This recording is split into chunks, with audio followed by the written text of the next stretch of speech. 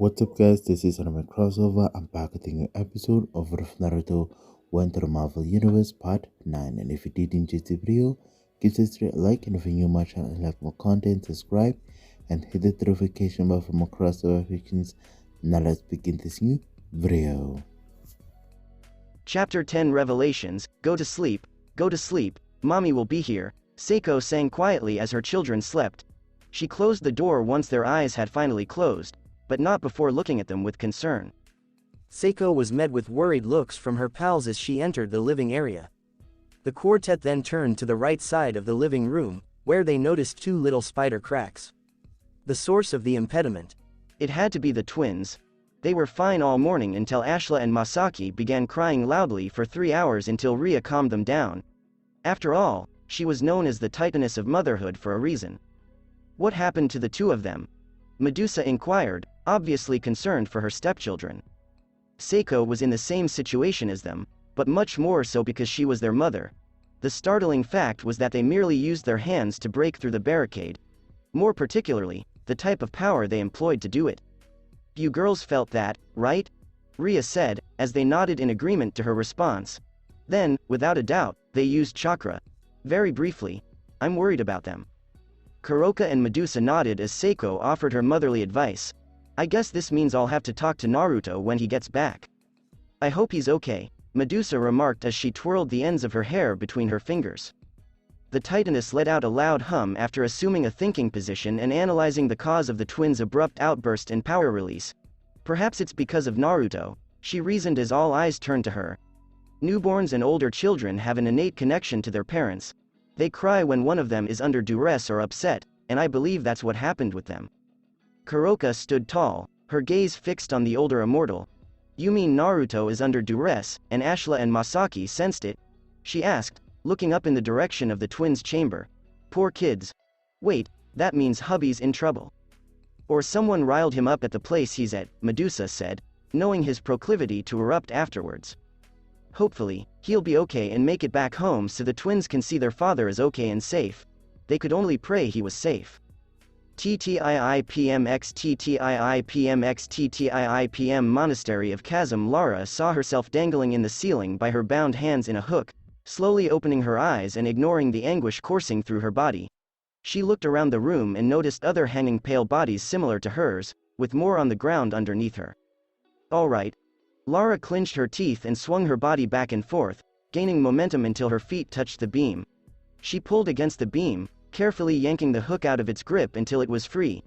Crap, she exclaimed as her back collided with the corpse-infested floor. She was groggy, but only for a little time. What's going on here? Lara wondered as she noticed the lifeless bodies of the pilot Jessup and Patronus. What? Patronus? Oh, thank you, God. What? Exclaimed Lara as the hooded hero sprang at her, kicking him in the sweet spot and knocking him down. What are you doing? Patronus raised his head, tears welling up in his eyes as he fought the temptation to cry. Who in hell kicks their savior in the nuts? You didn't save me, Lara retorted to the fallen hero. Those dragged me. Yokai. Patronus finished for her, unexpectedly and awkwardly getting up. Those are yokai, he sighed heavily, simulating the whole thing because the Nemean lion pelt bodysuit had protected him from the unjustifiable strike on his jewels. Really? You expect me to believe that? Lara questioned, her arms folded. Patronus was the one who gave her an incredulous look, even if she couldn't see it. Are you serious? With everything that's happened recently, I figured you'd be more open to stuff like this. I thought you were some sort of archer. AR. He paused and smacked his head to get his thoughts going. What exactly was it? As Naruto pointed at her, Lara said, archaeologist. Really, who are you? Boston's own favorite superhero. Patronus exclaimed as he saluted. Not to mention the savior of those in danger. Lara sighed and rolled her eyes. My hero, she sarcastically muttered until a succession of loud thuds reached her ears. Naruto noticed one of those things in the samurai armor he killed back in the caverns approaching their little habitation of rotting corpses with a short flash of his Kitsune Sense.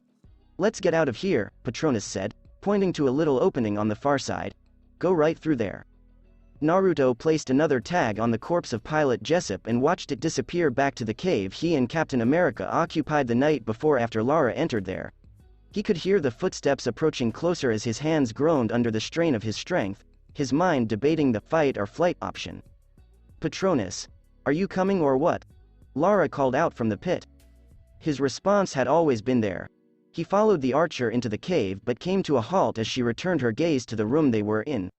They saw strong legs go into the chamber while their owner hauled a huge stone hammer or axe behind them. Patronus positioned his wrists to employ his hidden blades in case the creature looked their way. Lara covered her mouth to prevent any sounds from escaping. Fortunately, it didn't, and the two decided it was time to leave.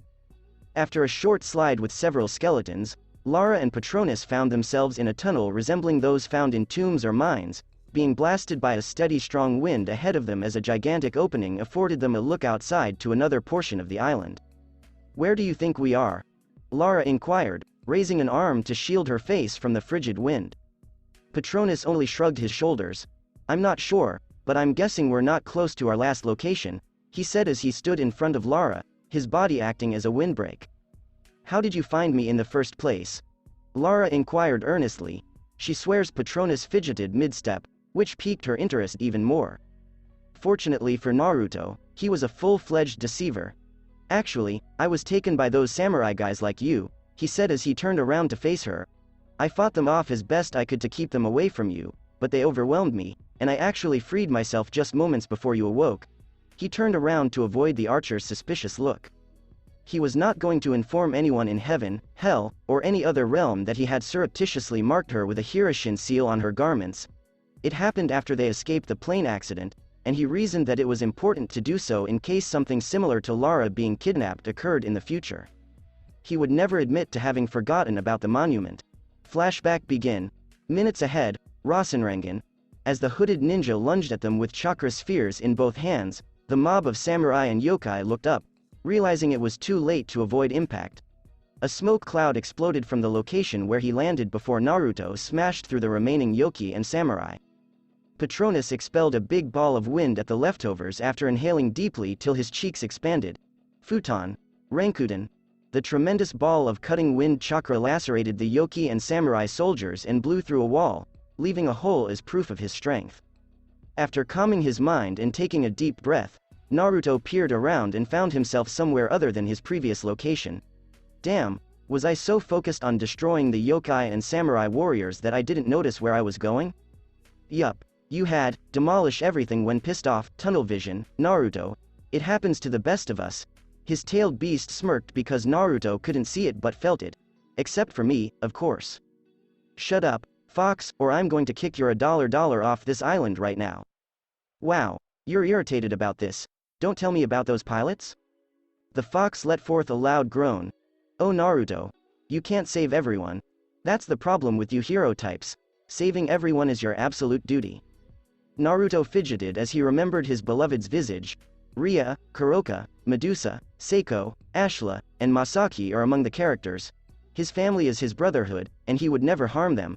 But still, I never thought I'd feel this way, he said, lifting his right palm and forming a Rasengan in it. It's sickening in this world with all those who have the power to save or destroy. Always remember your reasons. There will always be times when you and anyone else would fail, Kurama stated, going deep into his age of experience.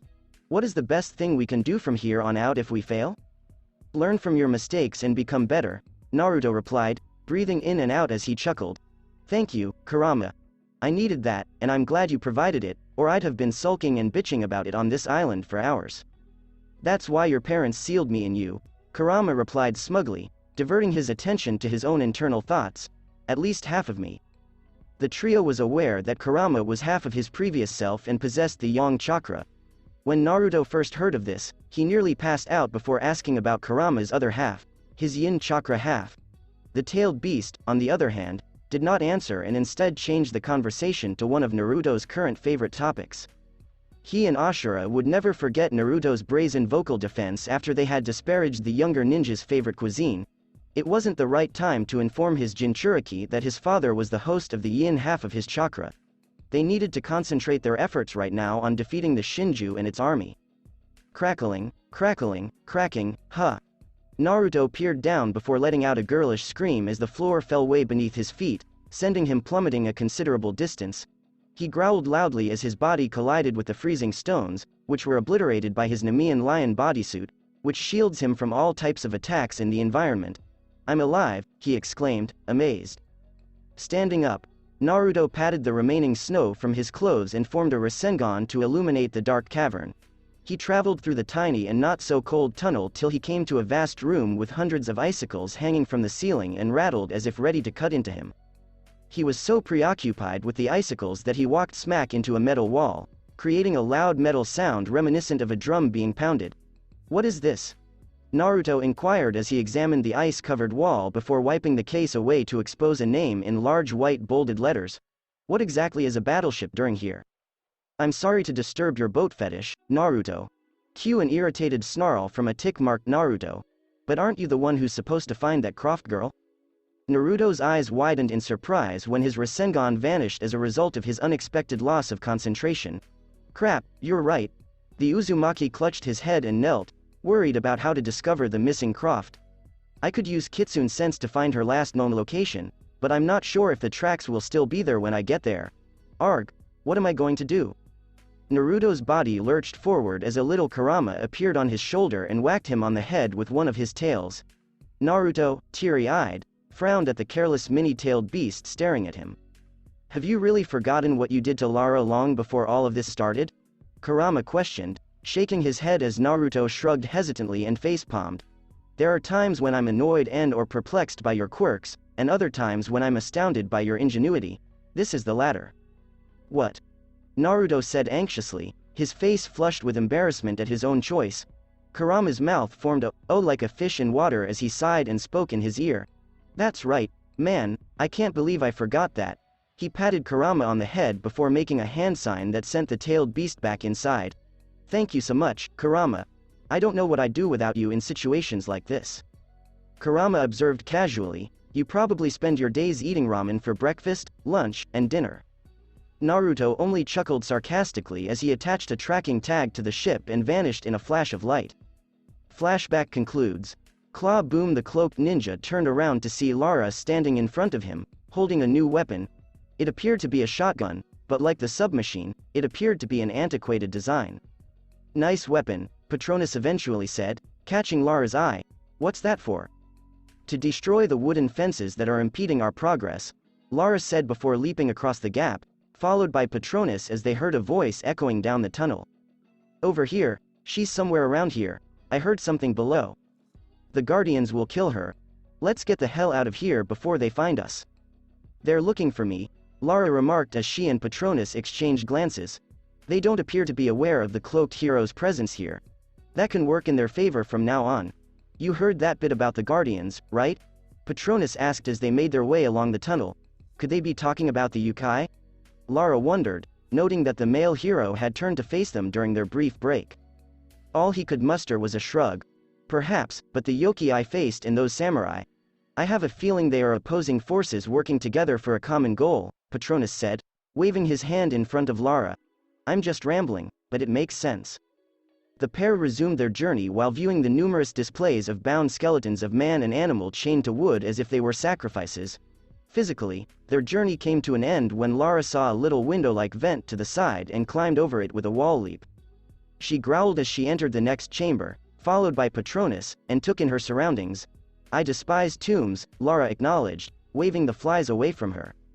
"I thought tombs were in your field," Patronus responded, jolted slightly by the archer's abrupt deadpan stare, and it clicked to him.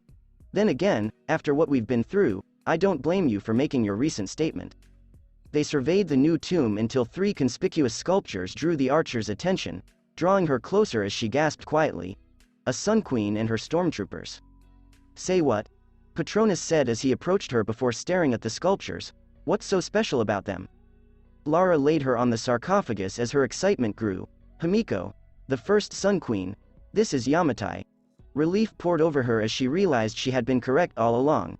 She tried to open the casket, but stepped back when Patronus did it for her, moving the top sufficiently to allow them to see inside. "You're really here." Patronus stared at the dead body inside, his mind racing with thoughts. If she's no longer alive, who resurrected the revenant swordsman assailant? Who was to blame for the plane crash? Who is in charge of the samurai and possibly the Yukai? And really, really dead, Lara coughed, her senses overwhelmed by centuries-old dust. This is incredible, she exclaimed as she examined a drawing of a painting on a wall. This appears to be some kind of fire ritual. Patronus approached her from behind, inspecting the image illuminated by Lara's torch. For what, Lara? A sacrificial ritual. Horrible, Lara said, her voice trembling with horror. But why were the women burnt like that? Patronus prodded her and pointed to the next fresco, which depicted a different image. A journey, a pilgrimage to. Is that this monastery? She added to the mural in front of her. Pouring water? But why? Patronus shook his head once more. Perhaps she was thirsty after her long walk, he joked, rolling his eyes. And there you are, Queen, Lara remarked after seeing the last mural, but she spotted something else. Wait. She paused between the final two murals. It's not pouring water, it's transferring power, she observed as she surveyed the tomb. You chose your successor through an ascension ritual. There's something off about this, Patronus said, looking at the first mural. If this is an ascension ritual, why burn the women? Lara may be correct, but my intuition tells me there is more to this ascension ritual than meets the eye. There, Patronus and Lara exclaimed as they noticed Solari on the top floors. Hey, that hooded guy is still alive. As they started to work against the Solari, the two looked at each other and nodded. Patronus leapt towards one and grabbed his machine pistol by the buttocks, swinging at him as he flew across the room. Lara used her newly acquired shotgun to dispatch 3 men with machetes who approached her. Patronus immediately thrusted his hand forward, delivering a focused shockwave that slammed his foes against the wall, knocking them out from the force. Ekin, he said after concentrating on his new original approach. Lara's memory must have been playing tricks on her because she just saw Patronus command wind to kill off the Solari. She massaged her eyes to see if she was dreaming, but she dismissed it as weariness getting the best of her at the time. Patronus approached her with a handful of bullets, saying, "You might need ammo for your shotgun. Plus, more arrows." He held a number of arrows in his other hand. He observed her grabbing the items and safely pocketing them. Now, where do we go? What the hell's going on down there? When the two looked up to see where the Solari were coming from, they heard an unnatural snarl followed by a little face of a gigantic human-like person. It was the thing they had seen in the room where Lara had been strung up like a caterpillar. What the hell is that thing? A yokai? Lara asked, her voice trembling. There's only one way to find out, Patronus said, hinting a combat with the creature. Instead, he received a slap on the head as punishment. Ouch.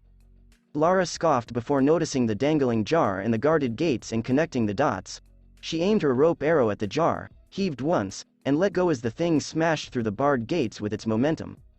Clever, Patronus murmured as he led Lara out of the tomb and along a narrow passage while they crouched. You hear that? He asked as Lara came to a halt in front of him. Hey, I found a way out down here, a terrified Solari exclaimed from afar. Following that, another Solari spoke up, but that woman, we have to find her. The Guardians can have her. I'm getting out of here now, exclaimed the first Solari, leaving no space for compromise. God damn it. Okay, wait, acknowledged the second Solari, fearful for his own life. Help us open the gate. Patronus and Lara arrived at a covered alcove with a large hole in the side and a tiny fireplace. Who puts these fireplaces? He wondered as they chose to rest, largely for Lara's sake. TTIIPMX. Meanwhile, Captain America's location is located beneath Mountain Village. The first Avenger grumbled as he struggled to free himself from Hino Enma's grasp.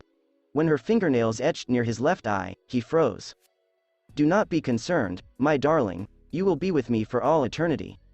Captain pushed desperately to release himself as the Hino Enma's wings encircled his body. A loud hollow chirp hit their ears as the frozen Roth and Captains glanced to the side as much as they could. On the other side of the clearing, a monster the size of a human toddler stood. Its head was significantly larger in proportion to its darkly pale blue skin and rags for clothing, and its long red tongue dangled from its broad smile. The Hino Enma grumbled at the sight of the yokai and carefully laid her lover on the ground, but not before kissing him on the cheek. I'll be right back, darling. Keep an eye out for me. With that statement, the winged yokai charged at the little one-eyed imp. The paralyzed Avenger and Roth were stunned when the one-eyed yokai hopped to the side with surprising agility. The Hino Enma grumbled in annoyance as she circled around for another pass, only to have the imp evade the rush attack yet again. Captain noticed this opportunity and strained to move even one portion of his body, as did Roth, with neither being successful thus far. "Come on," he yelled as he struggled to move. Meanwhile, the two yokai resumed their cat and mouse game, with the imp lashing out with its tongue and scratching the Hino Enma every time she passed another round. Blobs of miasma were sucked into the imp's mouth as its lone eye blazed crimson and it twirled around like a dancer. What occurred next stunned the humans in attendance. The imp had grown to adult size, with massive arms and toughened skin from its garments being torn apart, and a little horn protruding from its forehead. Its previously large tongue became shorter throughout the metamorphosis, but it retained its threatening appearance. The Hino Enma was unafraid, floating in the air before hurling thin, sharp needles at the colossal one-eyed Cyclops. The terrestrial yokai raised their massive arms to prevent them from falling to the ground. When it didn't work, the Hino Enma roared another round of its poisonous shockwave, which broke the ground behind the Cyclops.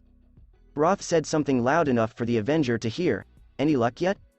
Captain America strained again until he felt a pang in his pinky. The poison was starting to wear off, at least for him, because Roth couldn't move at all. The movement reached his arm, shoulders, and then his upper body, but he pretended to be immobile in order to trick the dueling yokai. The battle ended when the Cyclops grabbed Hino Enma's leg as she was thrown into the ground after making another pass. She yelped in pain as the massive yokai slammed into her, shattering her form with its massive weight. The Oni-eyed Oni rose and slammed its bulk fists upon the female opponent many times until something round struck its eye, causing it to groan in pain as it gripped its face. Captain America stood with a determined expression once more, his hand grabbing the object, before meeting the Ona's slow assault. The Avenger, being the clear faster combatant, slid between the legs, striking them with swift shield attacks. When the behemoth collapsed to his knees, Captain smirked and leapt upon its back, standing on its shoulders, before repeatedly bashing his shield into the lone eye. Captain jumped off the yokai's corpse and flung his shield at a weak-looking tree, which quickly broke apart from the vibranium adamantine thing before grabbing the lighter portion and lifting it over his head. "Take this," Captain yelled, hurling the pointy stump squarely into the Ona's eye. As the Oni slumped backwards on the earth with a thunderous thud, splatters of blood shot out like a hose from the eye. As he began to regain feeling in his body, Roth whistled at Captain America's ruthlessness against the yokai. Yes. His relief quickly turned to sorrow as he observed the Hino Enma gently rise from the earth. "Crap, Captain." The Avenger was already on it as he sat atop the female yokai and banged his shield on her skull multiple times, each time with a loud thud. The winged yokai, on the other hand, was not going down without her darling, as she backhanded Captain America off her. "Why have you hurt me so much, darling? Don't you love me?" Captain reacted by raising his shield to block the flung needles. He then dashed towards the waterfall, the Hino Enma close after, before leaping off various cliffsides, escaping the poison shockwaves with each try. "Stop moving," she yelled angrily as she flew skyward, easily passing her beloved in the waterfall before plummeting precipitously. "Oh crap," Captain America grumbled as he barely made it to the top before sliding out of the way. When the Hino Enma's fist slammed against the earth and Captain America deployed his shield to deflect the shockwave, another poisonous shockwave went out in a short-range omnidirectional fashion. Following that, a gentle hum sounded out between the shields, and the ground trembled slightly. The yokai twisted in the air, growling at her beloved's stubbornness, before rushing towards him with a forceful beat of her wings. Instead of a full charge, the Hino Enma surprised the Avenger with a couple quick leg strikes, which frightened him. "My arm is going numb again," Captain wondered after stopping a leg strike with his free arm. The two engaged in a battle of offensive and defense, with Captain America's shield constantly repelling her leg attacks. Rogers snatched something from his belt and quickly fastened it to her midriff after a spinning axe kick from the Hino Enma. The Avenger turned around and leapt off the waterfall, but not before winking at the female yokai.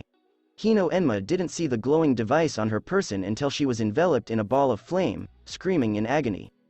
Roth burst out laughing when the Avenger's commander landed in the water, just as he was ready to shift his body, despite the fact that crawling is the only alternative for the time being. Captain panted slightly as he gathered with Roth before lying down next to him, knowing that he wanted to relax for the time being. "Not bad, Avenger. Not bad at all," Roth said with a pat on the back. Captain laughed slightly. "It's what I do." Their reprieve was shattered as the yokai's flaming body dropped in front of them. Captain threw his shield at the weaker Hino Enma, knocking her out as her head snapped backwards from the contact before collapsing a second later. Yep. That's exactly what I do. The Avenger grasped his ricocheted shield with his hand before sheathing it on his back as he lay on his back. Although he was relieved that his struggle with the yokai was over, he was haunted by images of a young Lara Croft and a cloaked Patronus. He, on the other hand, was confident that as long as they were together, they could overcome any obstacle. TTIIPMX TTIIPMX TTIIPM Yamatai's sheltered alcove. Patronus, yeah. Patronus looked back, surprised to see a dilated Lara staring at him. Yeah, what's up? What is this? Lara inquired, lifting a little ball that had been bitten in half. This tastes like chicken or steak. Patronus chuckled as he elevated his own ball before devouring it. It's a food pill, designed to restore energy, though not completely, and I figured you needed one after everything that's happened recently. Thank you. I had no idea how hungry I was until you gave it to me, Lara said, slightly ashamed. It's fine, and Patronus paused in mid-sentence as the Solari ahead yelled about one being a coward and muttered coward, referring to the oncoming guardians. They're up ahead. Are you ready? He questioned as Lara drank a large amount of her canteen. Let's go, Lara stated firmly as she fired her shotgun into the wood, clearing the route out. Nice. The archer and ninja started out of the alcove, but the wooden platform gave way around the corner due to the high wind. Naruto moved fast, grabbing Lara's hand as she dropped first, his left hand grasping a little ledge on the wall for support. Lara, can you climb? He yelled over the wind, as Lara nodded. She ascended the wall using Patronus's support, hugging cautiously with her back against it while Patronus did the same. Are you okay? He said, as she nodded again. Follow me this time, says the narrator. They moved along the wall and around the corner as the wind grew stronger, causing little debris to be blasted in their general direction. Patronus and Lara discovered a platform ahead, but it was gradually being blown away, pushing them to pick up the pace. Patronus rushed onto the first platform and motioned for Lara to follow suit as they dashed to the opposite side, where there was a broken handing piece of the higher platform. Lara, I'll give you a boost, Patronus said as he lowered his hands in front of her. Lara went towards Patronus, nodding and stepping away a little for space, and effortlessly placed her foot on his palm as the latter lifted her up to the upper level with his strength. When the archer peered down, she saw Patronus scaling the hanging section and reaching her level without having to climb it herself. They came to a halt in the form of boulders and wood until Patronus saw a broken small hole in the left side wall. There. He raised his arm to halt Lara when he heard clattering inside. Wait. Using Kitsune Sense, he discovered Solari inside. There are a lot of them in there, so get ready. Lara nodded and followed Patronus into the room, entering softly while the Solari cursed their luck. Damn it, let's just break the thing and be done with it. I'm sure that's easy for you guys. The Solari whirled around and saw Patronus before lashing out with his pivot blade, slashing and cutting his legs, dragging him down, and ending him with an uppercut. That's the one. You bastard! Yelled a nearby Solari before his life was cut short by an arrow to the head. Lara prepared another arrow and fired it at another Solari on a stack of crates, killing him when it penetrated his heart. Patronus sprang at another approaching with a machete, parried his swing, and stabbed him in the shoulder before tossing the injured Solari at one of the bulky armored buddies. Said Solari pushed aside his thrown colleague with his shield and charged at Patronus, who did the same. He raised his shield to deflect the little knife, but Patronus' pivot blade slashed it in two, displaying his upper torso. Crap, the Solari grumbled as the hooded ninja kicked him against a wall. The archer and ninja killed the other Solari in the chamber and hid their bodies before continuing their journey to the second floor. Okay. Now what? Patronus questioned, perplexed. The rattling was audible as the building groaned from the outside strain. Lara looked around for a route out before returning her attention to the area where the two Solari were tinkering before their interruption. She focused her senses and noticed a hollowed-out gate heading below. Their exit strategy. I've got it. What? Patronus inquired as Lara looked up and noticed a massive bell dangling from wooden support beams. When she was ready to open the windows, he stopped her. Let's do this the easy way, shall we? He picked a shuriken and tossed it at the top of the bell, causing it to fall and crash through the gate, revealing the way out. There, no harm done. The The Uzumaki was interrupted when the building began to be ripped apart piece by piece by the powerful wind outside. If that wasn't enough, more Solari were on their way. Kill them, says the author. Lara cast a peek at Patronus as she prepared her shot. You were saying? She shot an arrow at a Solari while the other was put to sleep by a single shuriken to the shoulder. Whatever. Patronus was about to say something further when another tremendous gust of wind slammed against them, knocking them off the second story and all the way down to the bottom floor into the hollow gate. When he landed, he grunted slightly, since Lara had picked his head to break her fall.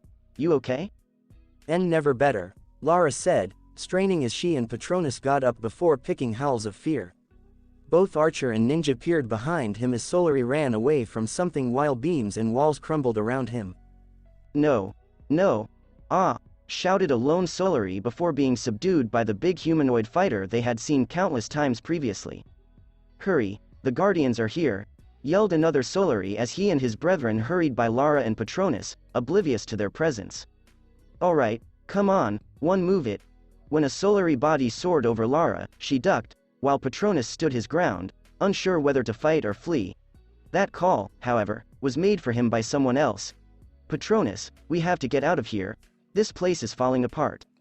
Let's go, he said, following Lara but not before unleashing a stealthy jutsu at the fighter.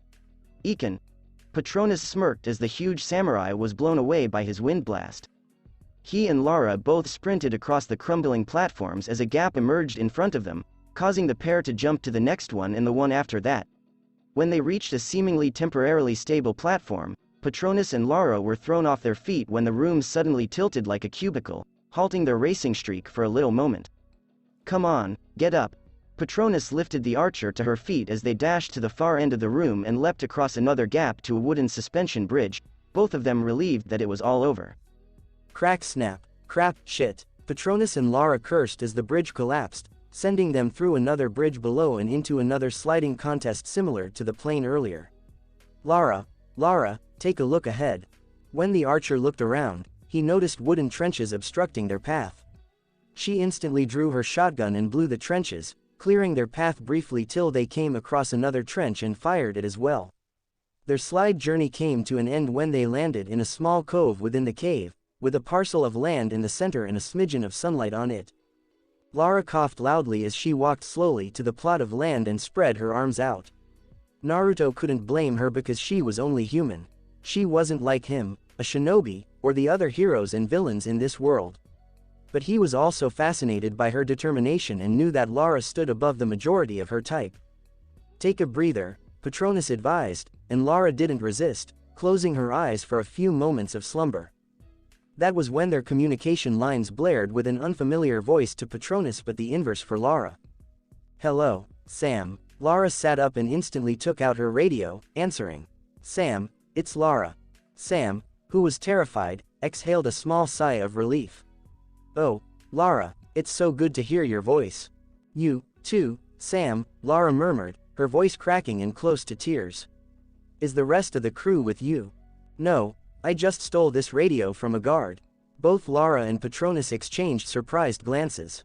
A guard? Inquired the archer. I've been kidnapped, Sam revealed with trepidation. What? Where are you? Lara inquired, slightly alarmed, as Patronus listened intently. I'm not sure. Some old Japanese palace. They keep talking about some fire ritual. Sam hesitated as she gasped in air. Lara, I'm freaking terrified. There was another delay before Sam responded, albeit concerned. Shit, someone's coming, I need to hide this thing. Sam, Lara yelled, but received no response from the other side. As her gaze met Patronus's, she stood up. A fire ritual, like the mural in Himiko's tomb. She is afraid of the consequences if this happens to Sam. Roth, are you there? Cap and I are on our way to the palace, where the others are being held. Lara responded through the radio. Patronus and I will meet up with you too so we can go in together. She put down her radio and was about to go when she saw Patronus's lack of movement. Patronus, what exactly are you doing? What if she's still alive? Patronus questioned, taking Lara off guard. What are the chances that Himiko, the first Sun Queen, is still alive? Lara motioned him to move after a stutter. We must leave, Sam is in danger. Something has been bothering me about that tomb ever since we left it, Patronus said, crossing his scratched-laced arms. There's got to be more to it. It can't just be an ascension ritual, especially after. Lara lifted an eyebrow and took a small step forward. After what? The hooded hero remained silent. Patronus, what are you not telling me? Quote. Patronus exhaled deeply before responding. Yesterday in Boston, I was attacked by this guy, Shogjo Amakusa. We battled, and I tricked him into revealing who sent him after me. He paused while breathing. He said the Sun Queen Himiko resurrected him, promising a better life and land. What? Lara screamed angrily. You're telling me this right now? Hey, don't take that tone with me, Patronus said as he approached Lara's personal space. I wasn't sure if this was the same person, but this feeling, combined with everything we know so far, leads me to believe Himiko is still alive. We don't have the facts to conclude that. Lara took a step back to calm herself. Right now, our only goal is Sam and my friends. Patronus lingered for a minute before following Lara out of the cove into the outdoors, where they were near a mountain. TTIIPMX the road to the Japanese palace.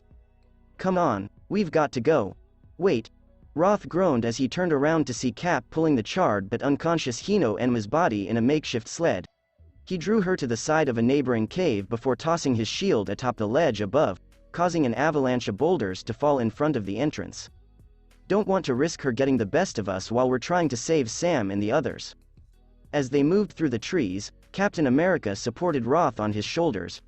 Roth could hear the living legend's heavy breathing and believed that the battle with the female yokai had taken a toll on him. Hopefully there aren't any more surprises in store for us, Roth chuckled, much to Captain's dismay. What? I really wish you didn't say that. Using his heightened hearing, he hurled Roth towards a nearby tree while taking his shield off his back and brandishing it with his left hand. Alright, let's get started.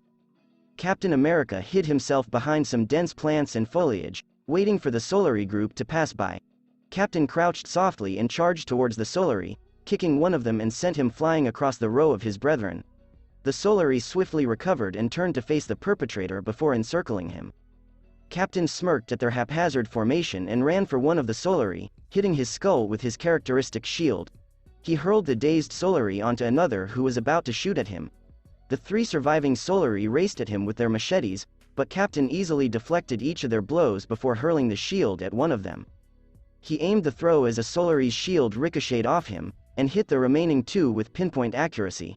Captain lifted his shield to catch it as he moved towards the tree where Roth was hidden, but his path was suddenly stopped by an Oni Bai that appeared out of nowhere. Great. The captain flung his shield again, effortlessly defeating the floating head as they vanished. That was surprisingly easy, he exclaimed, then shook his head. Damn it. The earth trembled like a heart monitor, and it appeared to get worse as it moved closer to him. When the shaking stopped, Captain America spun around, and his eyes widened at the sheer immensity of the new creature staring down at him. Literally staring down at him. I've fought a lot of creatures in my time, but you... just... wow, Captain America watched the huge beast before backpedaling to dodge the Onudo's fast thrusts. Roth stood at the tree line, watching the living legend deflect each of the yokai's attacks. Roth took out his radio in search of further information. Patronus, come in. The hooded hero did not respond. Lara, please come in. Another round of static crackle worried Roth until Patronus' voice came through in hushed tones. What is it, Roth? Did Captain defeat that Hino Enma yet? Roth responded, along with a group of Solari and those floating heads.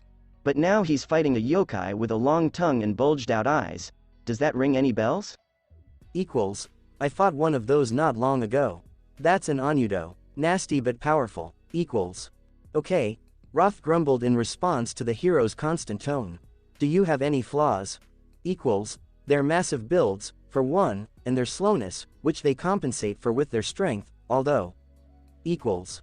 What? Equals. They could launch surprise attacks. Equals. Like what? I don't know. Roth almost made a face fault before recomposing himself. Aren't you an expert on these things? Equals. I read about them, and I just fought one pretty easily because I'm awesome. Equals. As Patronus proceeded, a sweat drop dropped on Roth's head. Equals. I must depart. More Solari are on their way. Equals. Roth observed the Onudo stomp its right leg like a sumo wrestler as miasma leaked out of its frame before crossing the smoking arms and charging at Captain America like a bull when the radio link was cut. Captain, on the other hand, anticipated this and waited until the last possible second before leaping to the right. Captain America looked up to see the Onudo clasping its head after crashing against the wall and heard an inhuman groan. This was his opportunity. He charged at the monstrous yokai, landing multiple punches to the legs with his fist and shield. When the Onudo stepped up, Captain backpedaled before rolling backwards to avoid the approaching strike. He was unprepared for the yokai's lengthy tongue to reach out and wrap around his body. "Okra!" yelled the Avenger as he was spun around a couple times before being thrown onto the ground. When bullets struck the back of his skull, the Onudo retracted its big hands, directing attention to the human hiding in the tree before walking towards it. Roth taunted as he fired more shots from his dual weapons, "Come get some." His rage grew when the gunshots had no effect on the yokai and he betrayed his location to it.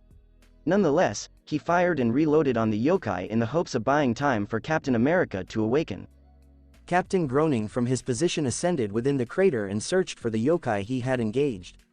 His gaze was drawn to the Onudo shaking the tree where he was hiding Roth as the latter clung to it for dear life. Captain ran towards the yokai, pressing the edge of his shield into its back, prompting another groan from the creature. Captain wailed onto the Onudo's head after leaping high and landing on its shoulders, forcing it to leave the tree in attempt to grasp him. The Avenger noticed this and soared high in the air to avoid the Onudo's hands before falling back down and slamming his shield into its head once more. As the Onudo's head snapped down and Captain America landed in front of him, a little shockwave blew up. Captain swung his shield at another nearby tree, felling the trunk upon the startled yokai and trapping it under the weight. "Captain, take a look." Following Roth's advice, the first Avenger observed the Onudo ready to emerge from the tree and ran at it before decapitating it with his shield. As he watched the yokai melt into ash, a wave of relief flooded over him. "Brutal," Roth remarked as he began to down the tree while Captain waited at the foot. Time called for it, Captain mumbled before taking Roth by the shoulders and leading him to the palace. TTIIPMX TTIIPMX TTIIPM descent from a mountain. Patronus and Lara paused their speed after crossing a bridge and several torii along the road when they heard solary voices. "Damn, this is the good stuff. Father Matthias will slit your throat if you arrive at the ceremony drunk," the second solary warned his alcoholic comrade. Patronus and Lara charged up to the tiny party of three and dispatched them with the former's shuriken and the latter's arrow. They traveled to the other side, where there was a large gap between them and a Japanese house erected on the opposite side of a cliff. Lara fired a rope arrow and slid down the zipline, followed by Patronus as they perfectly landed.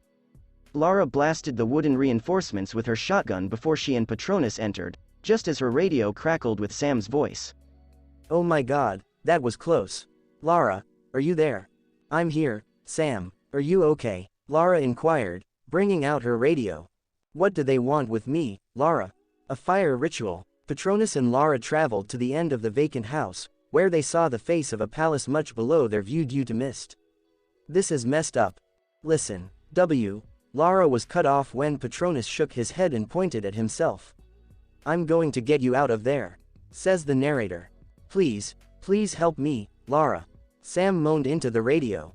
"I promise, Sam, I promise," Lara replied softly. When she heard the solary voice over the radio, her serenity was disturbed. Sam, stay away from her bastards. Stay away," she chastised herself before turning to face Patronus. "Why did you make me change my sentence about us? So far, the solary think I'm dead. Let's keep it that way. The element of surprise will work for us," Patronus stated as Lara slowly agreed as they began their descent to the palace. They ended themselves behind more solary who were investigating a gas tank after jumping down a zipline. When Lara raised her bow, Patronus lowered it and whispered to her. "I've got this," he said as he approached the trio and set to work. The hooded hero grabbed two solary heads and crushed them together before delivering an uppercut to the remaining one. Before she stared at Patronus, Lara flinched as the solary burst through the roof behind her. "Who exactly are you?" "A hero," Patronus replied blankly before another voice spoke out. "What the hell is going on up there? Be on the lookout, we'll investigate." Patronus gazed at Lara before dashing at the approaching Solary with his pivot blade outstretched. He stabbed one in the knee and smacked him into a wall with a reverse elbow, while the other Solary was shot numerous times with Lara's pistol. They followed the Solary's course and came across another one running towards them, albeit it ended with a kunai that stuck him to the wall like glue. Lara returned her focus to the Solary dug into the wall as they approached the Torii, then to the one pinned by the kunai. That's some crazy strength to do that. Is he one of them? She was interrupted by another gunshot and turned up to see Patronus holding the Solary above with one arm. He's got to be one of them.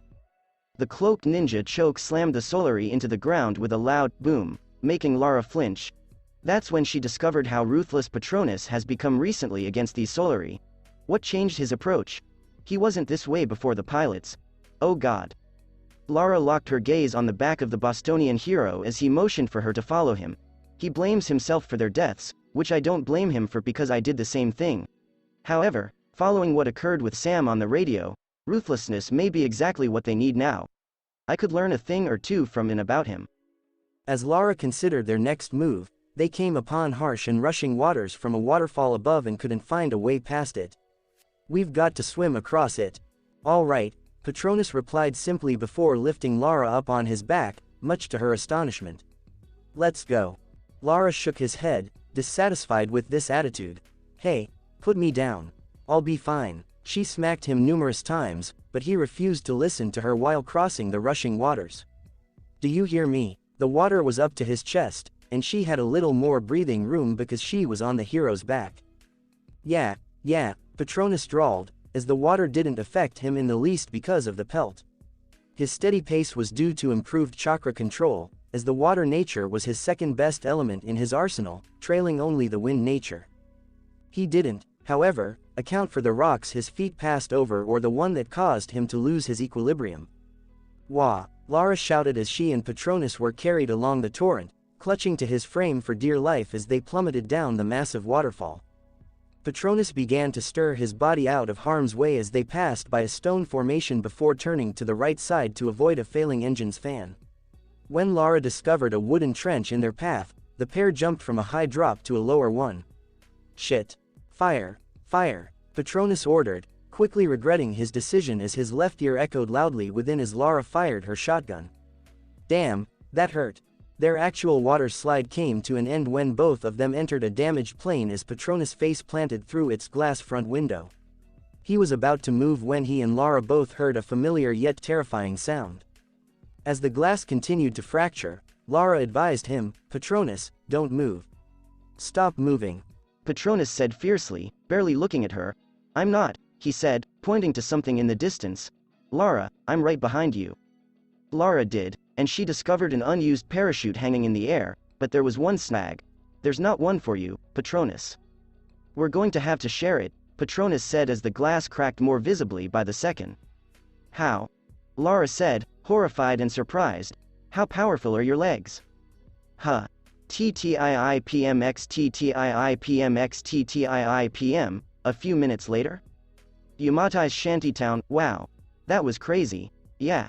After a violent parachuting trip through the deep forest away from the mountain that finished with the hero being the mat against both a tree and the ground, Lara and Patronus lay next to each other. Lara was forced to carry Patronus on her legs because they had no other option. After a brief pause for the archer, they continued walking until they came to a stunning scene in front of them. It was a Japanese palace with conspicuous structures connected by a bridge, and the ground level was that of an antique hamlet, but it had been strewn and filled with rubbish over the years. Naruto stared at Lara after hearing a gasp and seeing her clutching her stomach. It was a bright red arterial bleed. One of the branches got you, he said rather than asking, as Lara grimaced. Let me take a look at it. The archer removed her hand with caution, allowing Patronus to see the open wound. Although it was not severe, she requires immediate medical attention to avoid infection. It was moments like this that he wished he had learned medical ninjutsu when he had the chance. We've got to find something to clean it. Patronus pulled a piece of his haori's bottom half and tied it around the wound, clasping it slightly while Lara winced loudly. Sorry.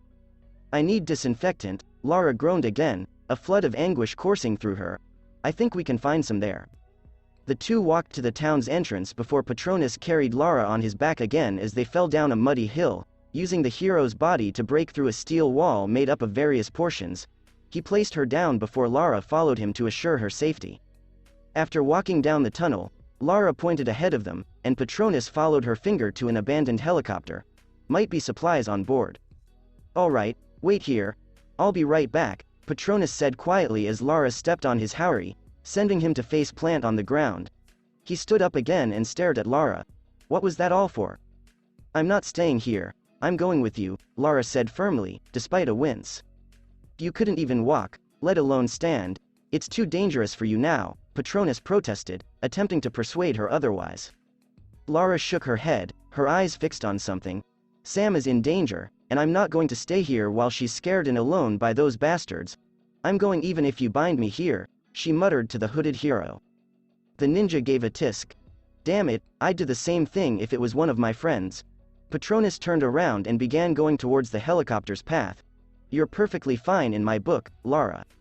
Lara grinned for some reason when he said that. It was most likely the first time anyone acknowledged Roth for who she is and what she is capable of since Roth. Patronus did not baby her throughout their time together. He stood by her and, while his remarks could be unpleasant at times, the hero never underestimated her. Patronus used his Kitsune Sense to find a passage beneath a flooded tunnel. When the smell reached his nose, he flinched.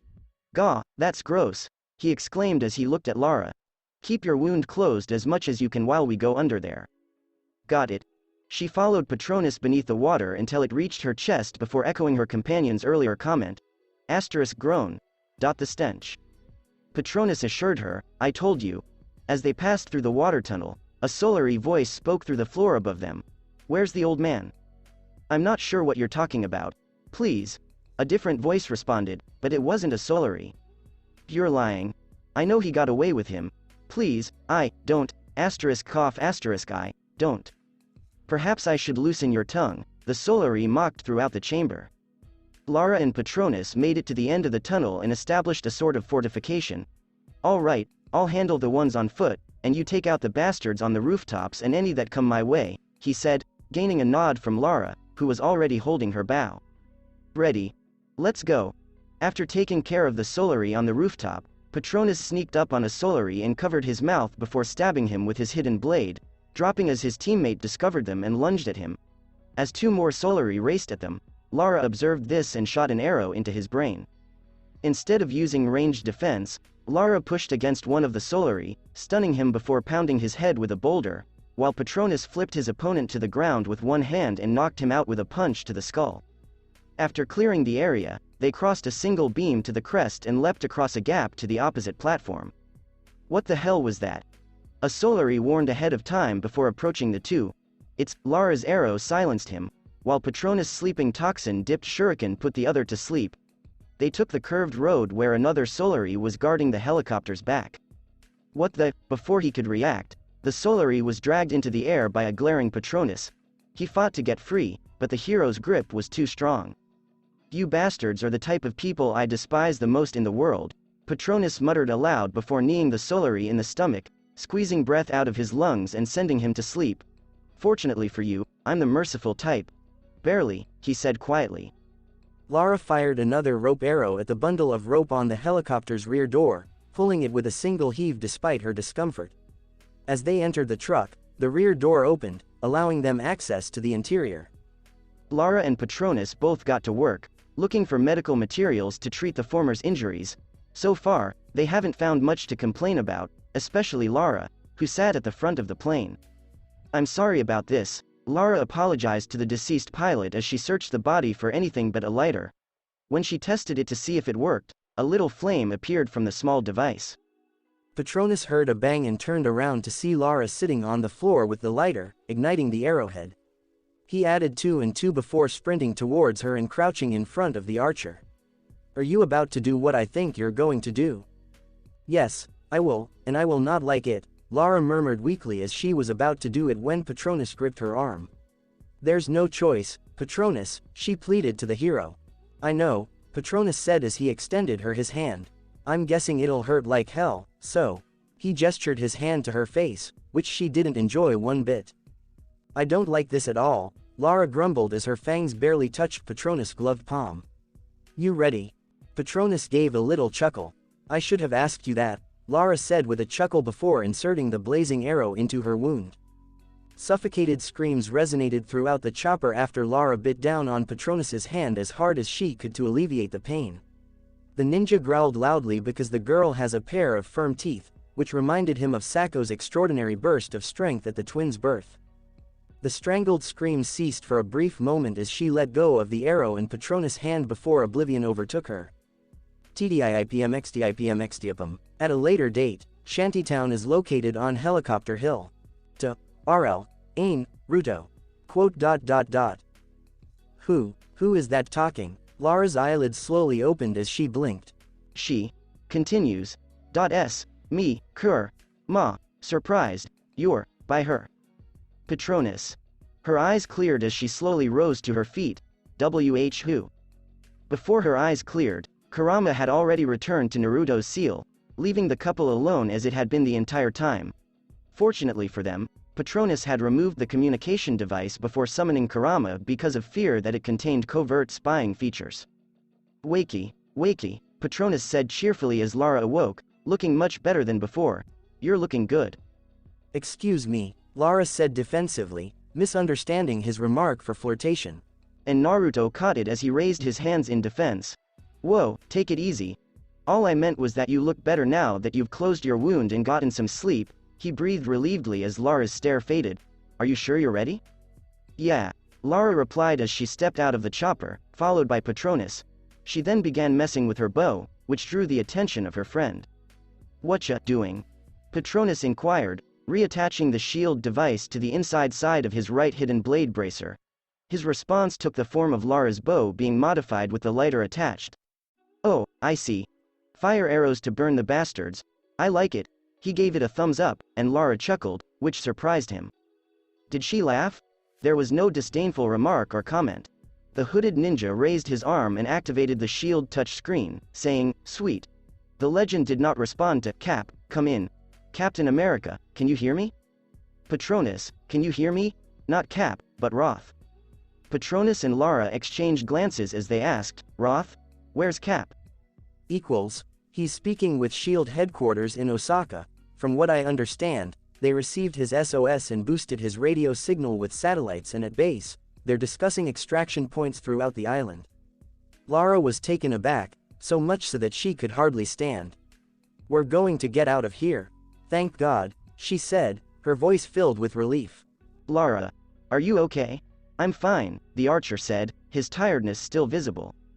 You don't sound fine. This time, Lara was adamant. I'm perfectly fine.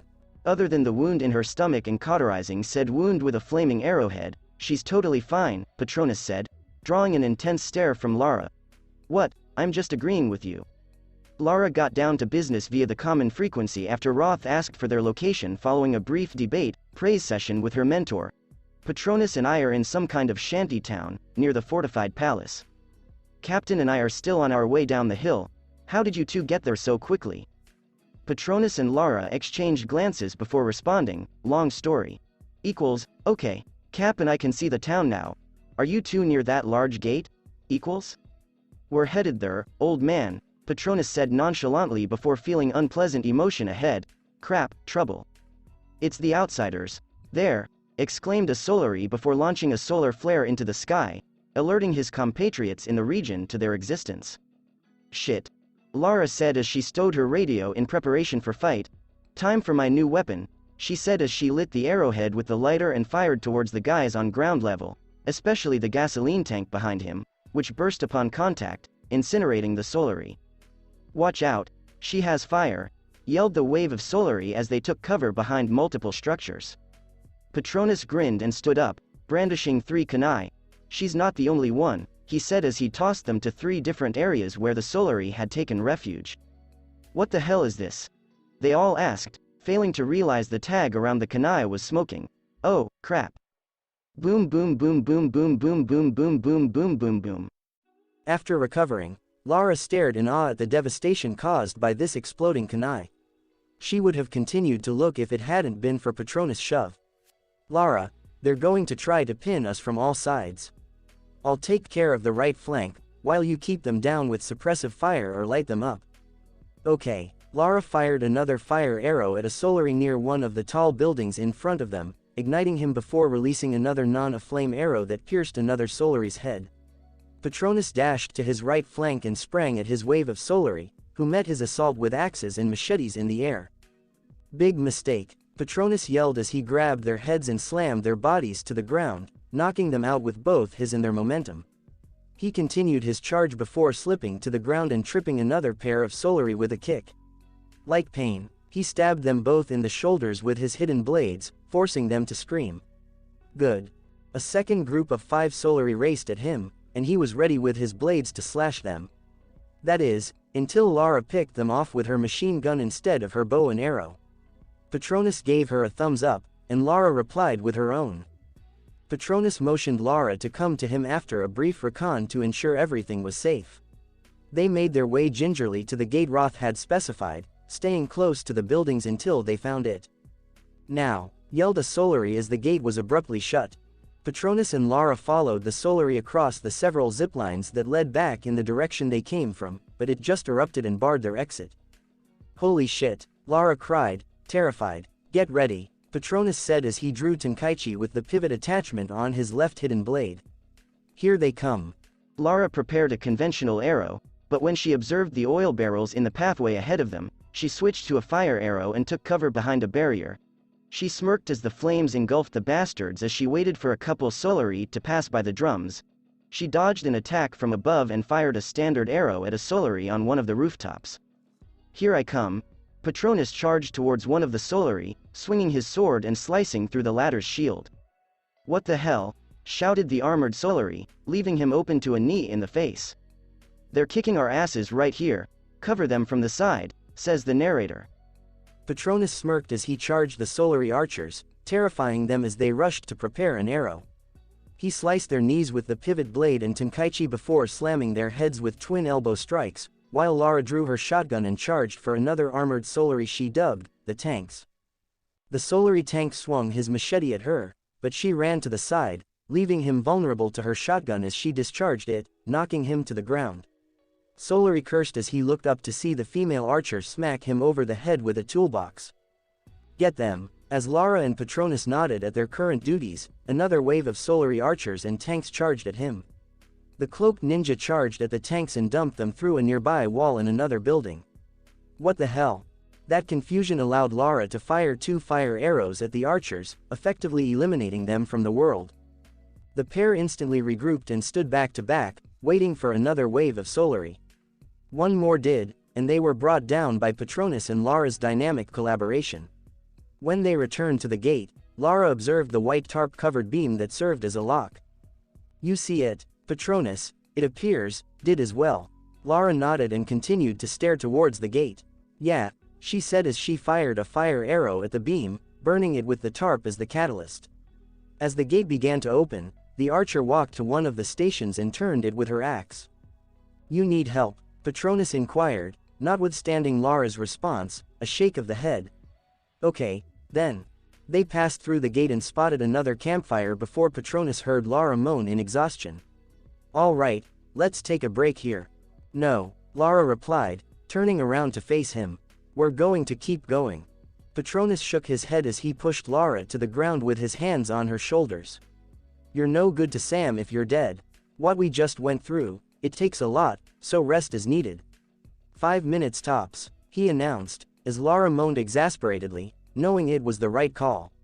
All right, do you think Roth and Cap are on their way here now? TTIIPMXTTIIPMXTTIIPM, in collaboration with Captain America and Roth. How did we get ourselves into this mess? You're asking me. You're the one who has gotten us into this mess. Captain couldn't help but feel embarrassed as he turned around and saw the armies of yokai chasing them. All he wanted was to be number 1 in the jungle, but he had accidentally come into a gang of yokai feasting on their catches of the island species. As a result, they are in their current condition. I'm not going to live this down, Roth growled angrily. Why? Captain America was carrying the elderly guy in a bridal carriage. Captain stiffly bowed his head. This is between us, and we will take it to our graves. Agree.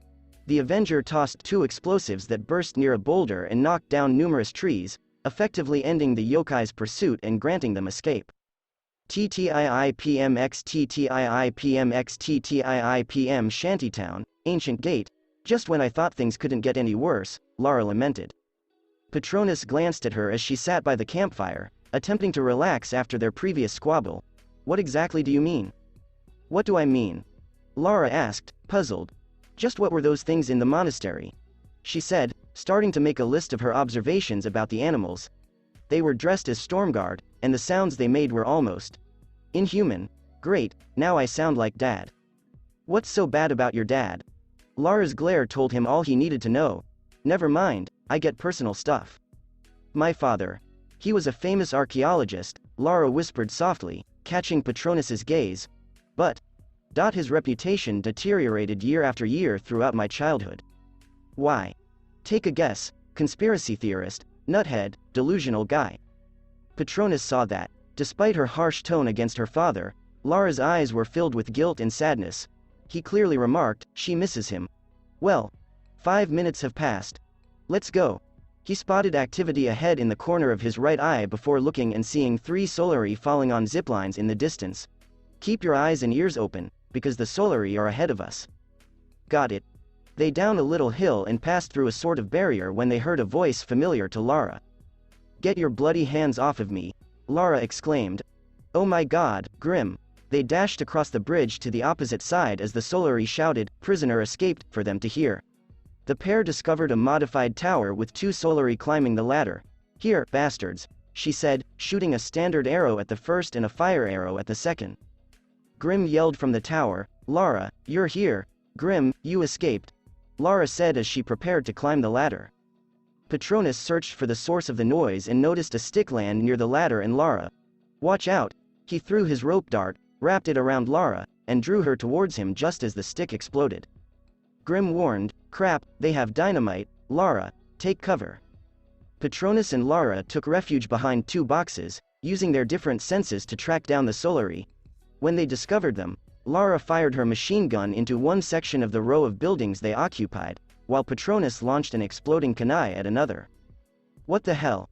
A surprised Solari asked as the explosive tag caught fire to him and 2 of his companions. Those 2 have dynamite as well? Let's blow each other up then, yelled a Solari as he tossed more explosive. Patronus anticipated this and jumped in front of the explosives before grabbing and throwing it back at the Solari. Crap, he said as he was blown away by the exploding thing. As Patronus leapt at the building, scaled it, and brought down numerous more Solari with jutjutsu takedowns, palm strikes, and strength never seen before, Lara smirked. As a body soared over her, she dived behind the crates before glancing at it with astonished eyes. Massive bruises covered the Solari's body, with the chest cavity being the most visible. If she had looked closely, she would have discovered an imprint of Patronus' fist in the left abdominal area.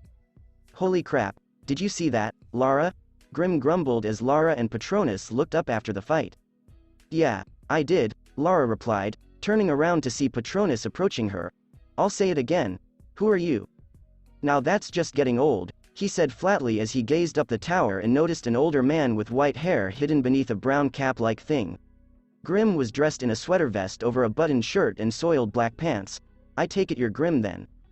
Grim nodded, and you must be Patronus. I heard you on Reyes radio a while back. Nice to finally meet you. Sort of. Anyway, thanks for keeping an eye on Lara here. She's special. Patronus laughed, and Lara flushed at the remark. You don't have to tell me that. She can handle herself well against the Solari. Where are the others? Lara inquired of the elderly sailor. They're still inside. But I know where they are. Come up here and we'll get them out together. Lara and Patronus searched for the ladder but found it destroyed. Most likely by one of the bombs thrown at him by the Solari. We can't get up there, Lara said, cursing their misfortune. Well, they got some kind of setup for hauling cargo, Grim stated, pointing to his right, directing his colleagues to the cargo carry station. Maybe you 2 can come around the other side? Patronus and Lara looked over the surroundings and realized it would take some time to get to the other side to Grim's place. All right, Grim, we're on our way. Patronus flung something towards Grim, who barely caught it due to the unusual weight of the object. Grim examined it and discovered that it was a tri-bladed knife of some sort, which he was unfamiliar with. Thank you, and I hope to see you 2 soon. Let's go, Lara remarked, taking the lead again, amused Patronus as he followed her. TTIIPMX TTIIPMX TTIIPM. Close to the windmill, Patronus and Lara ran across a platform before swinging ahead from a beam to the next level, where they saw the pulley station that controlled the gondola lifts after climbing 3 buildings and 3 ziplines, including the one that led them to the tallest structures in the area. The outsiders are here, warned the others, and more Solari, for that matter. Patronus moaned loudly as he descended to a lower level. This is becoming tedious, he said as he landed on the next platform, while Lara fired her machine pistol at the Solari. Lara followed Patronus after ensuring that they were restrained before kicking the wall in front of her for a boost, hauling herself up while Patronus beat the crap out of a Solari. Another Solari nearby didn't notice her, which was fortunate because Lara sheathed her bow and drew her axe. "Ah!" Lara exclaimed as she sank the axe's head into the unsuspecting Solari's head. Lara drew it out, seeing her adversary tumble to the ground as Patronus headbutted his Solari. "Hurry up! Kill them!" Patronus and Lara smiled as they jumped to the next building, escaping the slow huge fan. The Solari on their level were taken aback by the duo's daring approach, as Lara smashed her axe into one of their legs and Patronus chopped another's leg before unleashing an uppercut that sent the Solari's head to the ceiling and displayed his body like a chandelier. "Burn in!" A Solari was cut off when a flame bottle exploded in his skull, courtesy of Lara's weapon. Lara fired 3 more bullets from her handgun as the flaming Solari fell to the ground before following Patronus to the upper floor, where she witnessed him kick the remaining 2 Solari off the building, sending them to their demise below. After securing the station, Patronus and Lara leapt on board one of the gondola cargo shifts as it turned to the opposite side of the station. Patronus urged Lara to phone her friend when they were halfway there, and she did so. "Grim, are you there?" Lara called out across the room. What they received was a frantic Grim fleeing before being apprehended by 2 Solari. "It's a trap, you two. Show them your teeth, Lara. Give 'em hell," he said as he was taken back to one of the buildings by the Solari. "Crap, we've got to get there," Patronus exclaimed as he and Lara stepped off the lift. They heard more kill orders and spotted more Solari ziplining to their platform. Lara murdered the others who were still on the zipline while Patronus kicked one Solari's leg to knock him out while redirecting the other Solari's blow to his falling friend. Patronus smirked before bashing their heads together. Another wave of 2 Solari arrived by another zipline at their location. Lara intercepted them this time, while Patronus dealt with the long-ranged Solari archers and gunmen. Dodging the machete, Lara opted to execute the same tactic Patronus had done multiple times against the Solari, cutting his leg and roundhouse kicking him in the head before driving her axe into his chest, terminating his life. Her gaze was drawn to the other Solari, who paused, giving her the opportunity to leap at him. "Gee, get off, you bitch." It was all for naught as Lara plunged her axe into his throat, watching the life leave his eyes. Patronus stood there without looking after dispatching the final Solari across with another shuriken. They were ready to cross when 3 more Solari appeared, holding Grim captive. "Drop your weapons or we'll kill your friend," the Solari holding Grim prisoner demanded as Lara aimed her bow at him. Grim yelled back. "Don't fucking do it," he grumbled as the Solari pressed his blade against his skin, drawing blood. Okay, Lara said, raising her hands and bowing in defeat. Patronus inhaled deeply as his fists groaned under his strength. "Grim, do you still have that kunai I gave you?" The Solari laughed as one of them brought out the tri-bladed kunai. "You should have seen him wielding the thing, it was both pathetic and hilarious. Why did you give this to the old slime in the first place?" Lara contemplated the implications of the kunai while Patronus chuckled loudly enough for everybody to hear in the last words the Solari ever hear. "So, I can do this," Patronus replied before vanishing in a golden flash, frightening everyone. "What the?" The Solari turned before hearing shouting and saw the hooded man kick one of their own off while taking his kunai back before charging towards the 2. Grim took advantage of the situation by elbowing the man in the stomach, while Patronus snatched the second Solari's machine pistol, grasped the barrel, and swung it like a bat at the previous wielder's head, sending him through 2 walls. The last Solari charged at Patronus, swinging his machete in the aim of killing him. His expectations were dashed as the cloaked ninja grabbed his wrist, immobilizing the blade. Patronus twisted the Solari's hood enough to cause him to drop the machete, causing the Solari to grunt in pain. Fear gripped him as he noticed red eyes with slit pupils. Patronus thrust his hidden blade through the Solary's throat, gurgling blood as it inundated his lungs until there was no more oxygen in them. Patronus grunted and let go of the deceased Solary, who slumped to the floor. Naruto effortlessly hopped across the gap as he grabbed a stunned Lara before hopping back to the platform Grimm stood on as he flicked the blood off the blade. "Come on, let's get moving," Patronus said after releasing Lara, only to have his arm yanked by her. He whirled around to face a frowning Lara, who was accompanied by a nervous Grimm. "Who are you, Patronus?" she asked tensely as Grimm took up a machete and a machine rifle. "Tell me." "Not now," Patronus replied simply, but Lara persisted. "All you need to know is that I'm here to help.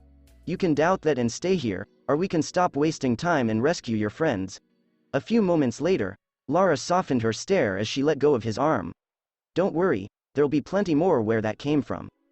"More?" Lara and Grimm both inquired before following Patronus to the upper floor. Once on the ground, the trio discovered a zipline pole that led to a cliff on the opposite side. "All right, Grimm, get on my back," Patronus said as he lowered himself in front of the elderly man. "Are you insane, boy?" "I'm not doing that," Grimm retorted angrily. Patronus only stared at him. "Can you climb the rope and a wall?" A despondent Grimm was on his back as the ninja brought his pivot blade and Hiroshin Kanai before jumping across the large gap and sinking his blades into the wall. "How are you, old man?" "I'm all right," Grimm replied before returning his gaze to Lara. "Come on, girl," says the narrator. Lara nodded and continued climbing to their spot. Their reprieve was short-lived, however, as two more Solari arrived behind the tower, one of whom began shooting at Lara while the other cut the rope. "Lara!" Grimm and Patronus yelled, concerned, as Lara swung towards the wall, holding herself with her axe. Before tilting his head to avoid an arrow, the ninja estimated her distance to be roughly 30 feet below him. "Lara, climb up right now." "Kill them," commanded one of the Solari before shooting one in the head. The other Solari screamed in astonishment as he took one in the chest as well. "Who's the one shooting?" Grimm exclaimed tensely, asking the same inquiry of Patronus and Lara. Their response came via the duo's radios. "I've got you covered, girl, you're free to climb up." "Thank God," Lara said relievedly as she and Patronus climbed the cliff. Grimm jumped off the young ninja's back and took Lara's radio. "Roth, is that you?" he exclaimed, laughing heartily with his old friend. "It's good to hear your voice, my friend." "You, too, old bastard. Where are you?" Patronus inquired via his touchscreen. He utilized Kitsune Sense to locate Roth, who was hiding in a Japanese structure not far away and on their height level. "I see you. Where's Captain America?" "He's going to meet you three at the bridge." Lara reclaimed the radio from Grimm. "Can you cover us again on our way there?" Roth stared through his scope and calculated the distance of the entire Solari-infested bridge. "Yeah, until the palace wall, I had a clear line of sight with my rifle." With that in mind, the trio ascended to the next platform, with Patronus assisting Grimm on their trek to rescue Sam and the others and flee the island. TTIIPMX. The Vista Tower. Patronus and Lara's radios blare with another communication after they established a small campfire inside a structure to give shelter for them. Rescue Chopper N888RC responding to an SOS. Inbound from Freighter Trinity. A transmission. Lara cried joyfully as Grimm sat down to recover for a few moments. Patronus listened to Roth's response, but there was no more transmission, so he addressed them on their frequency. "Did you hear that, Lara and Grimm? A rescue helicopter is on its way."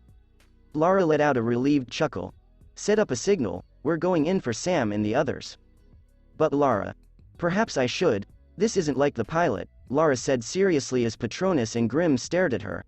"I'm the one who got Sam and the others into this mess, and I'm the one who's getting them out." Patronus then took the floor. "And she's not alone, Roth." Grimm gripped his arm, wanting his turn. "With me, Lara's got nothing to worry about," Grimm stated gruffly, laughing heartily, forcing Roth to giggle through the radio. "You better keep her safe, you stubborn bastard, or I'll kill you myself," Roth said, as Grimm laughed again. "Not while I'm still here." The group searched for the source of the voice, and their spirits were lifted when Captain America approached them from behind the building. "Captain," exclaimed Lara and Grimm, while Patronus saluted the experienced soldier. Cap looked around the room and noticed that Lara and Patronus had been through a lot since they last saw each other. His gaze was drawn to the second oldest child in the room. You must be one of the survivors. My name is Captain America, he said as he extended his hand. Grimm enthusiastically took the hand and shook it many times while Patronus and Lara laughed. It didn't last long, though, because Captain told Grimm to meet Roth. But I can fight, Grimm argued as he swung his machete a few times. Let me exact my vengeance on those cretins. Captain shook his head and placed a hand on Grimm's shoulder before speaking the words that led Patronus to collapse and giggle. I say with deep respect. But you're old, he continued, his face flat. Patronus laughed even more when Grimm responded. I know, the second oldest man said faintly, his shoulders sagging. After a brief period of silence, Grimm muttered a little prayer before following the track captain used to meet them and reconnect with Roth. The new heroes began their journey to the palace by crossing the centuries-old bridge studded with many torii and jumping the gap. Alright, you three, that bridge is swarming with guards. Great. Any ideas? Lara inquired as they approached the tower's entrance. It'll be difficult, but you can get across underneath. Lara sighed, her head bowed slightly. I was afraid you were going to say something like that. Don't worry, I'll be covering you the whole way. They closed the connections as the trio climbed within the tower and upper levels until they reached a massive hole that led beneath the bridge above them. Lara, I've got them in my sights. Here goes. Lara grumbled as she took deep breaths before leaping onto the fence wall and scaled it as Patronus and Captain followed. They hauled themselves up to a tiny trail beneath the bridge, where they could hear the Solaris' chats above. What's going on down there? Do you think they've got the outsiders? The Solari taking part in the conversation scoffed loudly. Don't worry, if they don't come to us, they will, especially that girl. Sounds like you want her for yourself. Lara, like Patronus, chose to ignore the nasty terminology in the pleasure sense and proceeded silently. If we don't find them, Father Mathis will send us to the Oni, especially that hooded guy, the trio said when they learned about Patronus. He's terrified of that guy. I overheard him say that Freak killed all our men in the caverns and that his eyes were red. Patronus moved his gaze to Captain, who had a troubled expression, as he peered at the crouched Lara. He prodded Lara to keep moving, and she did, resuming their journey beneath the bridge. Like that guy's anything special, and speaking of the Oni, that's only if we fail, which we won't because the Sun Queen is with us. When the party reached the end of their path, a Solari peered down from a door. What is the... Bang, he stumbled backwards as his brothers panicked. Whoa, whoa, whoa. What was that? Who's shooting? Sniper. Take cover. It was also a close call for the trio as the floor broke way, but they rescued themselves by clinging to a beam as sniper gunfire rang around the valley. I thought I lost you three. Lara, are you alright? That was too close. Lara replied gently as she ascended the bridge's edge and held onto the beams with Patronus and Captain at her side. She was about to jump when Roth warned her not to. Wait, Lara. You can't jump or they'll see you. Wait, she waited while a Solari was shot and fell to the ground in front of her. Go now. This cycle was repeated when the trio crossed the bridge to the other side, with Patronus and Cap keeping an additional eye on the Solari in case Roth missed them. Lara pushed herself up onto the bridge level as they approached the end of the beam. Thanks, Roth. I guess that makes us even. Lara sat with her back to the wall, entirely ignorant of a Solari until she was strangled. Lara. Patronus yelled as Lara elbowed the Solari to let go. He was instead killed by a bullet from Roth, which was bad for them because the dead Solari's body drove Lara and Patronus over the bridge. Crap. Their bodies collided with a spiked log platform, which broke their fall but rapidly turned into a wall as they grabbed hold of it. Patronus and Lara climbed it till they reached another platform that led to a series of cliffside buildings. Are you two okay? Captain inquired as he lowered down to their level. He then raised his shield in order to deflect a torrent of gunfire. Get out of there, you three, there are too many of you. There were no squabbles as the trio raced and jumped across the cliffside structures until they arrived at the final one. Their brief strand came to an end when the building was hit by a rocket, which caused it to shift forward and bring them closer to a rugged wall beside a waterfall. Patronus, Lara, and Captain successfully leapt and scaled the wall with their pivot blades, axes, and shields, respectively, and went into a tunnel. TTIIPMX entrance to the cavern. Roth, I'm going in, Lara announced, much to Roth's dismay. Are you sure about this, Lara? I'll get them. Lara paused in her stride, turning around to face the two heroes. We'll get them in return, I promise. She's something, Captain said, astonished by Lara's demeanor. He had to commend her for her extraordinary and unexpected bravery. Patronus laughed at the remark. You have absolutely no idea. They reached the opposite side after crossing a tiny slightly underwater tunnel with a bit of breathing room and walking through multiple tunnels heading to, hopefully, the palace. They were correct. My brothers, hear me now, Patronus yelled, recognizing the voice. Back in the caverns, there was that Matthias freak. We were nothing in the world, but here, we are the Solari, the Sun Queen's children, Mathis lectured in the vast cavern. Patronus, Captain, and Lara hardly looked out the passageway they were in before entering it quietly. Mathis preached, she brought us here for a reason. I know you want your freedom, and I know you want to get out of here. The trio split off as they took different covers, Patronus behind a boulder, Captain America on a spire above, and Lara clinging to the wall as they watched the preaching delivered to the clump of Solari while Mathis stood on a rock like a deranged leader. But in order to do so, we must first free our queen, Mathis explained. Like us, she is a prisoner, he added, pointing behind him to reveal Sam bound to a post. If we can free her, we'll be able to free ourselves. Sam, Lara said angrily as she prepared to charge in, but Patronus motioned her to stand put as he examined the bound girl. Sam donned a red shirt with cargo pants and had black hair and eyes with somewhat tan complexion. Her terror increased as Matthias held a torch and was going to burn Sam, but she refused to allow him. She shot an arrow, but a Solari saw it and chose the path of death as Mathis pursued her. Seize her. Lara fired another arrow at an approaching Solari before being overrun by the mob. Patronus cursed and nodded to Captain America as they pushed the Solari off of Lara, hitting and kicking them away. Kill them. Kill them all. Patronus and Captain America established a two-man shield after rescuing Lara, bringing down wave after wave of Solari. While Patronus was hitting and slashing with his fist and pivot blade, Cap bashed his shield against one before throwing it at another, watching his beloved weapon ricochet off the walls and knock more Solari off their feet. Mathis raised the torch and lit the bundle of twigs near the post, setting it ablaze with a furious roar.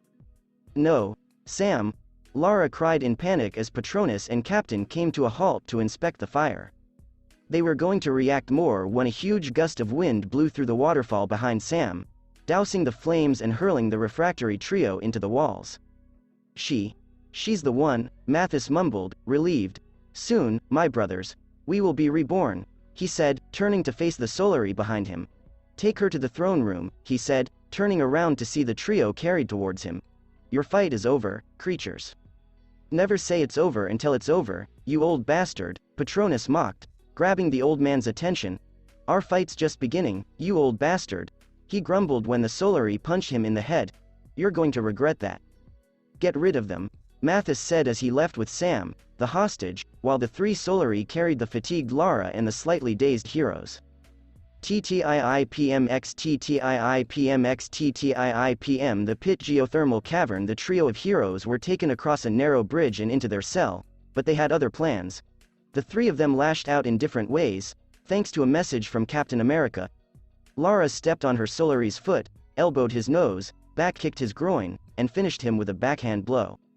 Patronus pushed his Solari's head back, freeing the latter's grip as he swept the insane follower's legs under him. The Solari hit his head on the ground, and that was the end of it, as Captain America released him and triangle choked the Solari's neck, cutting off any circulation as his motions ended. Lara and Captain retrieved their weapons when Patronus hid his weapons and his sword could not be removed. They looked around for a way out, but as more Solari arrived, they fell into the Scarlet River below. And they remained still as additional Solari approached the bridge and spotted their unconscious comrades on the ground. Did they get away? They wondered as they gazed down at the torrent of blood. I don't think they survived that fall. Let's go check it out. Patronus, Captain, and Lara's head slowly rose through the surface, completely bathed in arterial scarlet from head to toe. Let's go, Patronus said as they waded softly through the river of blood till they reached dry soil. Their journey on dry land came to an end when they came to a tunnel filled with some sort of aerosol. That's probably flammable. Stand back, Lara cautioned the others as she took an arrow and lighted its head with her lighter before launching. The tunnel erupted as a result of the combustion before another rush of flammable gas entered it, necessitating another detonation by Lara's fire arrow. As they took a pause, Patronus said cynically, well, that could have been better. It wasn't long before the trio made their way along a tiny route to a shattered fence-like window that revealed a dusty and lightly burning cavern as a foreign voice yelled in a terrified tone. Wait, wait. What do you want me to do? Lara let out a quiet cry as two Solari threw a man into the room. Don't struggle too much. Chuckle and hope they kill you fast. Oh God, no. Lara cried softly as the man within the big tunnel was encircled by desperate men who started eating him. This is horrible. When she prepared a flaming arrow, Captain America looked at her with wild eyes. Ms. Croft, no, she had already fired it, scaring the cannibals away. They know we're here now, Patronus said as he prepared the pivot blade and Hiroshin kunai in his left and right hands. Get ready, the captain said as Lara drew another arrow from her quiver. They chose to form in a way that would better suit their skills to keep themselves secure. Patronus took the lead so he could take out anyone near to them, while Lara took the center to safeguard their area and take out any adversaries with her long-range weapons, while Captain America protected the rear from attacks and unforeseen shocks. The trio moved down the damp tunnel and into the middle cavern, the dead man close by. Through the acoustics, they soon heard hysterical laughter, most likely from the cannibals. Patronus, said the hero, looking at Cap, who pointed to the post near the gate that had earlier released a small stream of gas. Are you thinking the same thing I'm thinking? Oh yeah, the ninja said, motioning for the two to back up as he severed the pipe cleanly, releasing more of the poisonous gas. He was standing next to Lara, who was already preparing a fire arrow. Do it. Lara fired the shot, and the gas-filled gate exploded, allowing them to escape the cavern and travel through another corridor in their established pattern. When Solari appeared down the tunnel, they quickly came to a little fork. Ush, Lara instructed her comrades as they huddled behind a spire that formed the forkway. Goddamn these caves. Surprised this whole place hasn't gone up yet. 3 flashlights illuminated the corridor. I might have to cap that vent in the pit again. His colleague then made a suggestion. Since it's loose, why don't we just leave for the next shift? Oi. Don't take too long down there, I want to finish the game, the third Solari said from the top of the stairwell ahead. Oh, yeah. Patronus and Cap exchanged nods, knowing exactly what to do as they sheathed their respective weapons. Lara stepped back as Patronus and Captain approached the Solari from behind, trapping them in a chokehold and covering their mouths to prevent alerting the others. After pulling the bodies away from view, the trio ascended the stairwell while Patronus and Lara detected multiple presences around them. The hooded hero looked at his companions and held out his 5 fingers, signaling that there are 5 Solari. Go. Patronus charged at the 2 Solari, hands on their faces, slamming them to the ground. Intruders in the catacombs, exclaimed the narrator. Lara spun on her heels and fired 2 arrows in quick succession at the Solari on the slope above them, while Captain leapt at the remaining Solari before bashing him with his shield. They gathered in front of another gate with an entrance above it. Cap. He looked across at Cap, who nodded before leaning against the wall and preparing his hands in front of them. Lara, you go first. The archer nodded stiffly before sprinting towards Patronus, who helped her up the wall as she climbed. Captain America quickly following with the assistance of Patronus, who climbed after him with his chakra and free running experience as they heard more Solari ahead. Gosh, damn it, I forgot about the smell. As he spoke next, another Solari ignored his objection. It's quiet down here. I don't think they're down here, maybe we should leave? Hey, what's going on here? Patronus rolled his eyes as the number of Solari climbed to 3. The trio waited for the Solari to enter the catacombs through the entrance before jumping to the platform opposite, hoisting themselves up a level, and scaling a rugged wall. When they reached the top, they continued their journey down a tunnel, eventually reaching another large room filled with mists and a Solari chanting something. Patronus crept up on another Solari before entrapping him in a grip and released him when his body became slack. He and the rest hid behind rocks because there were rows of Solari kneeling in front of the praying one. Your place is among the Solari, brothers, the Solari exclaimed, just as Patronus and Lara unleashed an explosive kunai and a fire arrow, igniting the fume behind the praying Solari and hurling them to hell. The explosion's shockwave shook the room, and the trio waited for it to settle. They proceeded to another gate, which Patronus knocked down just as a solitary fire stream ignited the vapors behind them, resulting in an explosion and cave-in at the same time. The 3 heroes dashed down the tunnel to the other side just as the floor buckled under the pressure, throwing them down another slide into another room filled with flammable gas. Due to the high dosage, Lara coughed and was assisted by Patronus as they hurried through the room and climbed through a tight hole of an obstacle before finding cover behind a row of boxes, hiding from additional Solari who were monitoring something, or someone. "Keep it up, you son of a bitch," a woman yelled at the men below, whose voice the trio recognized. "Reyes," Lara said quietly as she used her senses to see Reyes and her pals inside the hanging section of a plane in the middle of the room. Reyes continued her threatening rant. "When I get out of here, I'm gonna shove one of those arrows right up your ass." "Ha ha ha, this one's a jerk," one of the Solari mocked with his flashlight on the handcrafted cell. One of his brothers reprimanded him. "Hey, don't get them riled up, we're working here." Patronus utilized his Kitsune Sense, changing the colors of his surroundings as he identified 4 Solari in the room and conveyed that number to Lara and Captain, who nodded in agreement. When the Solari split up to patrol the room, the trio slipped up behind the unaware foes and strangled them, despite Lara's use of her bow. The 4th Solari spotted Lara and charged, only to be knocked back by the combined force of Captain's shield and Patronus' shuriken, and their audience was thrilled. "That was badass, Lara," Alex exclaimed loudly, relieved. He was a typical young man approximately Lara's age, with glasses, brown hair, and dark eyes, dressed in a white t-shirt with the initials, ESC, in a square and matching slacks. "How in the hell did you even get in here?" On his right was an African-American woman with short wavy hair wrapped back in a headband. She was dressed casually in a light blue sleeveless sweater and blue jeans. As he stared at the last hostage, Patronus believed it was Reyes with a smart mouth. As Patronus experienced his benevolence with his power, he was the epitome of the gentle giant category. It was significantly greater than anything he'd ever seen in this dimension. He wore a red sleeveless shirt with a symbol and cargo shorts and had clipped short black hair, a big beard, and a powerful physique. "I had some assistance, Jonah," Lara responded with a tired sigh, gesticulating at Patronus and Captain America behind her, much to the amazement of the hostages. "It's true, Captain America has arrived," Alex virtually squealed with joy. Patronus snorted irritably at being left out, much to Lara's delight. Reyes, on the other hand, was not like her companion. "I take it you're Patronus then?" Reyes asked rather than spoke, receiving a nod from the cloaked hero. "Thanks for keeping Lara safe." She fixed her gaze on Lara, and Grim, "Where has he gone?" With Roth, "He's safe. They're both hiding from the Solari outside of this area." Lara responded in kind. "Look, there's a rescue helicopter on its way." She paused briefly before asking, "I know they're segregating Sam. Did you see Whitman?"